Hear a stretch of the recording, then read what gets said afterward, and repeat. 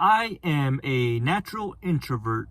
I usually don't like going out, or, well, that was a big part of who I was growing up.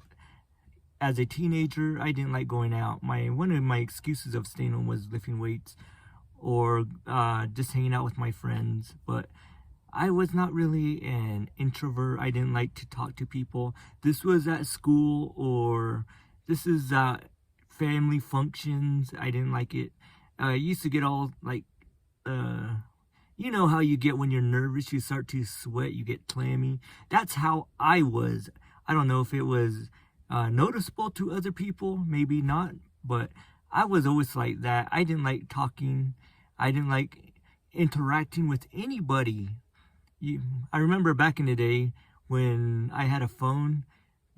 This is when I had a government phone and it had like 300 minutes on it, and they refilled it every month.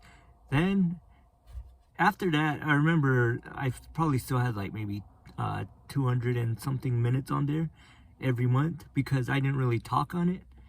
And the only person that would really call me were my mom, my sister, and my brother. And these conversations were like really maybe brief, a minute, 2, 5 at the most. But it was just me saying, yeah, yeah, I mean, the only reason I would say that today is if I'm really worn down or really mentally beaten down from a workout, or just because the day's so long. But that's how I get on the phone, or that's how I was on the phone. I didn't like talking. I don't know how many of you were introverts or are introverts that are like that. In school, I didn't like talking. I remember they used to say, if you had the answers, raise your hand. Well, my hands rarely went down or went up because I just didn't want to answer. I was too nervous I would get it wrong. I was too nervous to get like the answers wrong in front of everybody. In math, sometimes my hands went up because I knew I was right on those ones, but most subjects I was like way off. But even to this day, I'm still an introvert. But a lot of people probably would not notice that if you met me, because well, someone called me a social butterfly.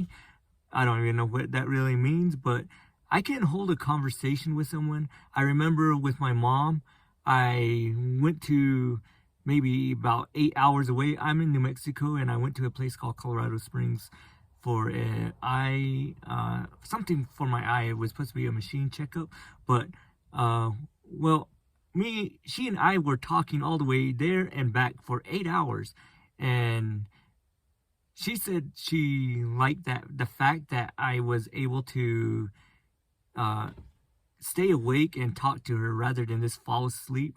Which, those of you who are a co-pilot, I would suggest that you stay awake. But yes, that's how much I can interact with someone.